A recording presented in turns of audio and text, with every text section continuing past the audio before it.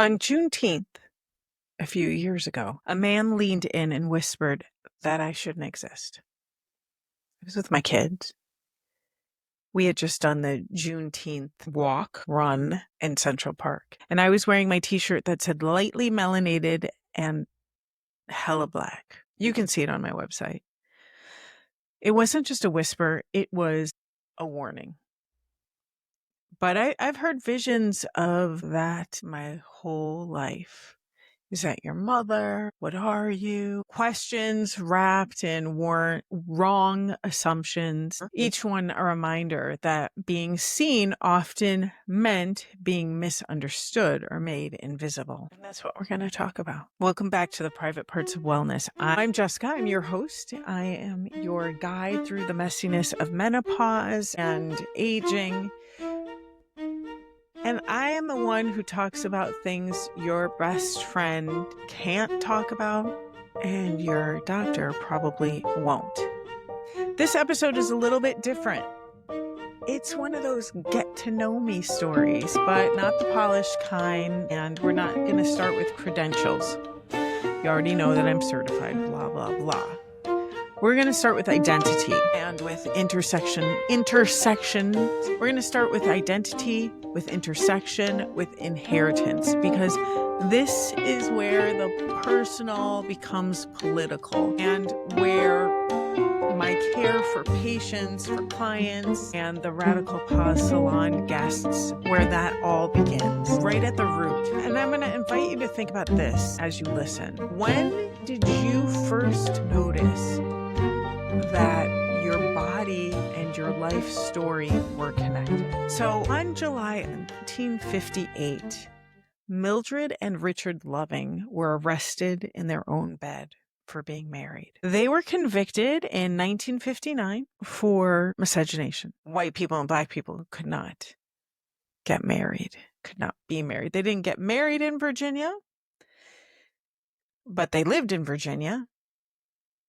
And in 1959, they were told they had to leave for 25 years.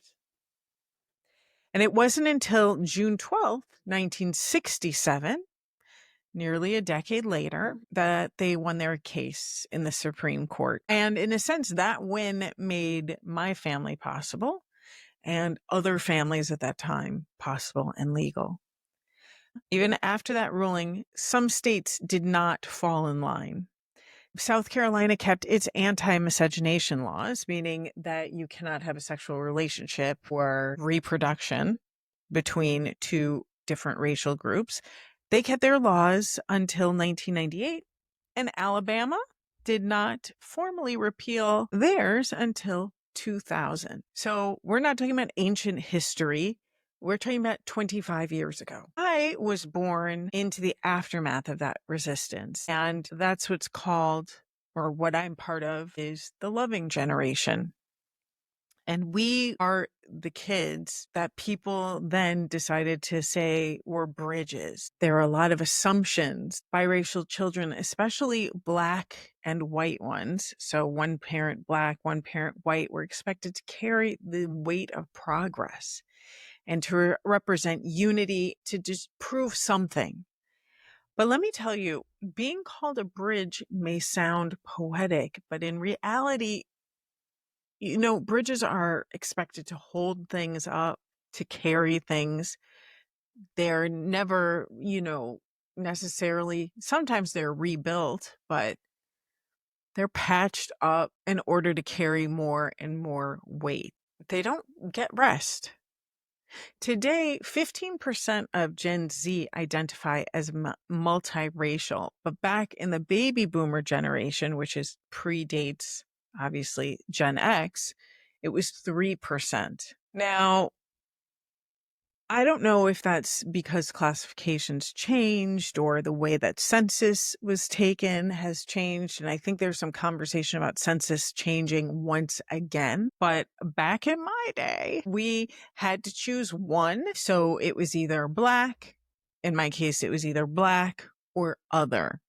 You could pick white as well, but you couldn't pick both. Nuance was not something anyone was interested in. And I will also say I'm obviously white presenting, which was a whole nother layer, or is a whole nother layer. It gives me access, it gives me safety in some circumstances, and privilege in other spaces. But it also means that I've lived with a different kind of erasure. There's a writer, Gloria Anzaldúa. Yeah, I said it right. Gloria Anzaldúa, who said, ethnic identity is twin skin to linguistic identity. I am my language. You may be thinking, like, what the hell does that mean? But hopefully, or you could be like, I don't know what that means, but it means something and I feel it. And for me, it means that I carry my mother's Blackness in my voice, in my body, and how I show up. And my father, who was a white man, a Yugoslavian, that's a whole nother layer of situation in the global context. He was very big on teaching me where I came from and where I belonged in the United States in terms of racial identity. He took the time to show me the Battle of Algiers, which is an old movie, and he was like, the Black Panthers had to watch this. So I knew who the Black Panthers were. He taught me to speak up against racism and homophobia and to never be neutral. And when I look at my scrapbook of things that were kept from my birth and on, even that crib card that they put, at the end, the one from the hospital that's got the footprint. My footprints were on there, as well as baby girl and the word Negro. And that was really my first official label. And then that turned into the word mulatto. And that term, you may have heard it. It stands for somebody who has one Black parent and one white parent. But what you may not know is that a lot of dictionaries don't include it, number one, and they definitely don't include the meaning. And the meaning is that it comes from the Portuguese word for mule. And a mule is a hybrid that is also sterile. So not fully one thing or the other. It's unreadable, it's unacceptable, it's unbreedable. And I think there's something about not only describing a human, but trying to define it by calling us essentially animals. And it tells people like me what we are and what we aren't or weren't. I once interviewed I guess just a social theorist. They have their PhD in probably African American history. And she told me it was a really challenging interview. But one thing that she said is that talked about the comfort that she feels of being able to enter a room and not having to have to explain herself. She's obviously Black. And so when she enters Black spaces, it's just known. I think people like me, or at least I, carry the opposite burden of, at times, and especially in the past, explaining, proving, and translating my identity before people believe me. Now, if you've listened to my episode on ACE scores and hormone health, you will know that our bodies do remember. They hold our history, our stress, our questions, and that's not this poetic metaphor, that is actual biology. So in my wellness work, I don't just bring degrees and training, I bring that history with me. Patients don't come with just symptoms, they come with stories. So as you know, I've told you already, I'm part of the loving generation, which also means for those first initial years, that was also part of Gen X, or Gen X is in that loving generation. And I am a Gen Xer. So Gen X, Generation X, is born between 1965 and 1980. And As you know already, we're raised by divorce and TV. We are latchkey kids with mixtapes and dial-up internet. The TV would shut off after it would remind our parents that they were neglecting us, and then it would completely shut off. We watched institutions, family systems, and sometimes even ourselves fall completely apart. We inherited skepticism, and honestly, I think we earned that skepticism. And if you drew a Venn diagram, I always think of this as a Venn diagram. I love a Venn diagram. If you drew a Venn diagram, one circle being Juneteenth, one being Loving Day, and one being Pride Month, I think that the center of that Venn diagram would hold something very powerful. A fight for freedom, a right to love, and a refusal to disappear. And in that Venn diagram, I think you'll also see that the whole menopausal journey and aging fits there too, having a fourth circle. Juneteenth marks the overdue arrival of liberation. Loving Day stands for interracial love, legal recognition, and Pride, the whole month of June, honors queer defiance, joy, and survival. That concept of survival, non-erasure, and liberation to live out the rest of your life would be part of that menopause circle as well. And that intersection is where I live right now. And that's also where I work. I want to tell you a little bit more about Pride Month, so that you have kind of more facts around how these all link together. So June 1969, you have queer, transgender, nonconforming folks at the Stonewall Inn, and they stood up to police raids. And this wasn't a parade. This was a rebellion, right? It was Pride before it had a name. Loving versus Virginia, Stonewall, marriage equality, as we bring that into the more present. These were never just legal milestones. These were soul battles, kind of.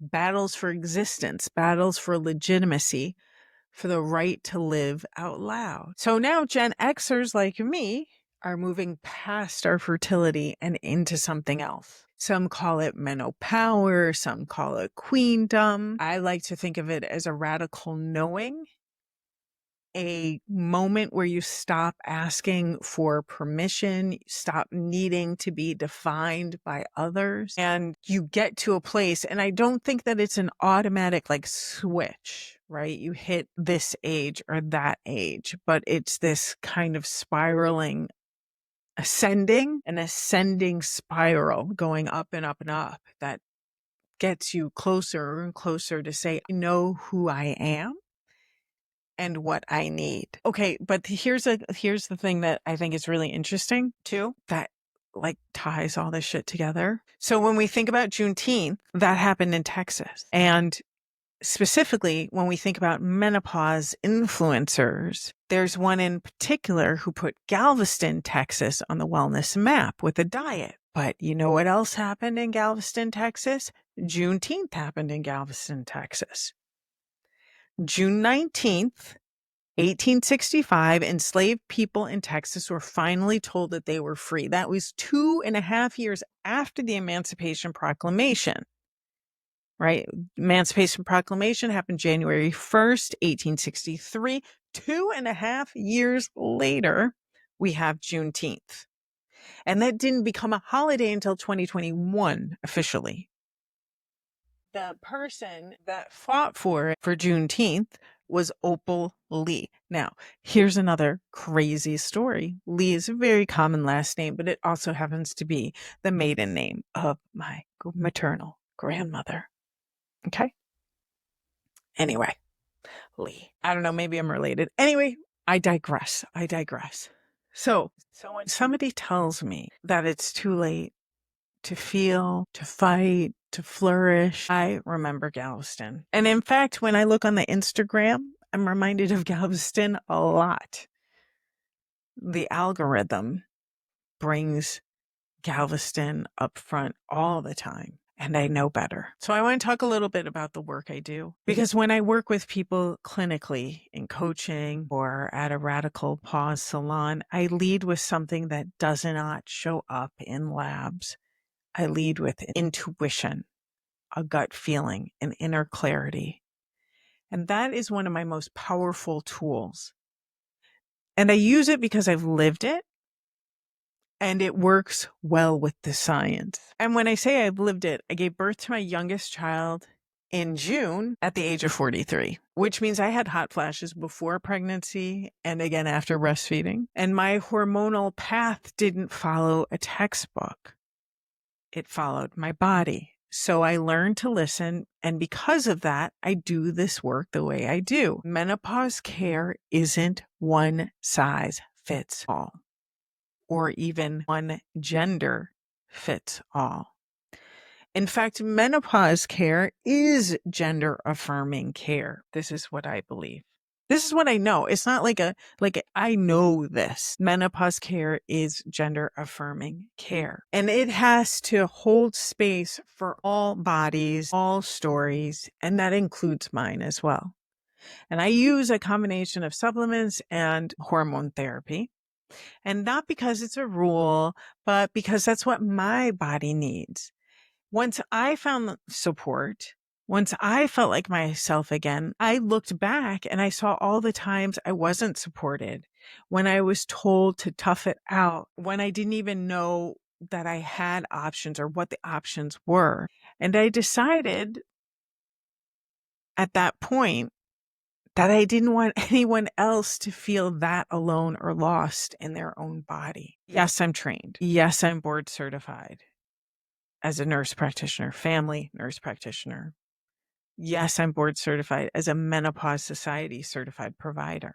But the reality is that degrees don't matter if I don't listen to your story as my patient, as my client, as the person holding space in the Radical Pause Salon. I need to listen to your lived experience, your history.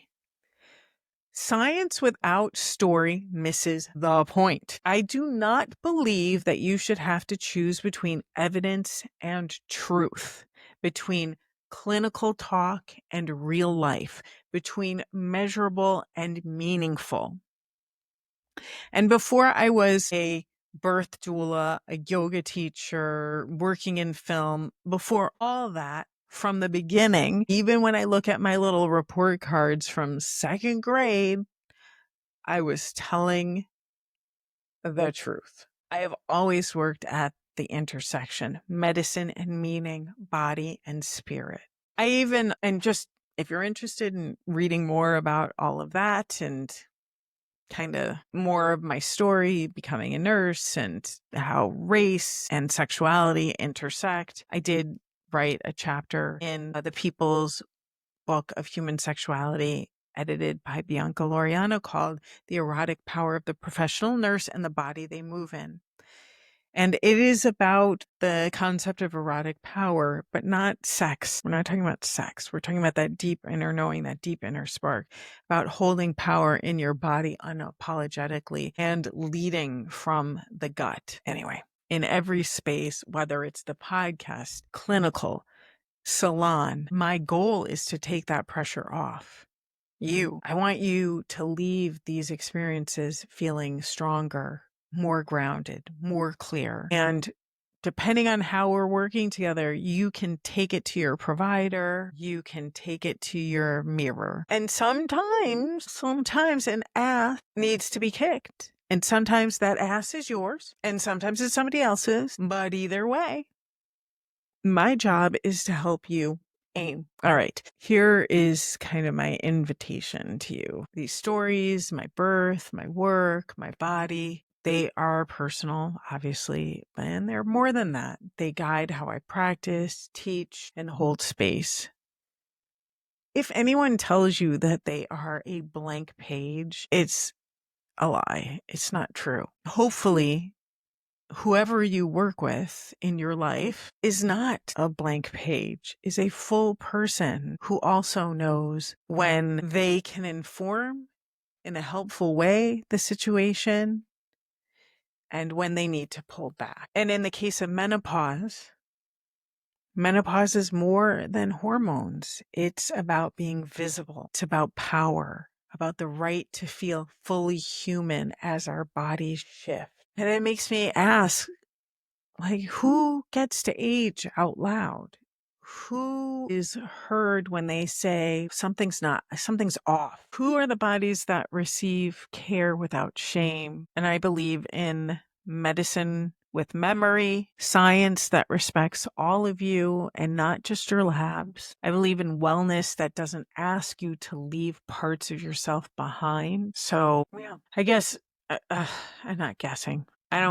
If you are Black, you're white, multiracial, queer, cis, trans, perimenopausal, premenopausal, postmenopausal, PMSing, self-defined, or body curious, just straight up body curious, this space, podcast, the whatever I'm doing, if I meet you in the real world, there's space for you. And that doesn't mean that we have to agree on everything, but it does mean that here, when we're engaging, we need to start with the belief and the knowledge that every person deserves respect, freedom, and safety. I mean, to put it really bluntly, the only people I don't have space for are those that are bringing the red hat maggot energy, because you can fuck off. And I'm sure you'll find a provider. And I'm sure you'll find this space that works best for you. And it won't be me. Anyway, whether you're deep in menopause or just starting to notice that your body has questions or you're carrying questions you've never had space to ask, I hope that you get some answers here in this podcast. If you're curious about how I got here, from tech to birth work to film to sex and menopause care, let me know. That's a whole nother story. We can talk about like credentialing or, school and education and Nicole Kidman and so many wild twists and turns, boat living. I'd be honored to share that story with you. And you can actually leave me a voice note at speakpipe.com/private parts of wellness. The link will be in the show notes. You can also follow me on the Instagram at Private Parts of Wellness. You can visit privatepartsofwellness.com. And you can also host a Radical Pause Salon where we talk about identity, aging, hormones, sex, stories that shape us out loud, real people together, your people. And listen, I'm not always going to have neat answers, but I will have honest answers. Okay? And space for your questions too. All right. This is Private Parts of Wellness, where we talk about the stuff your best friend can't say, your doctor won't touch, and your gut already knows. Stay curious, stay messy, and take care of your private parts.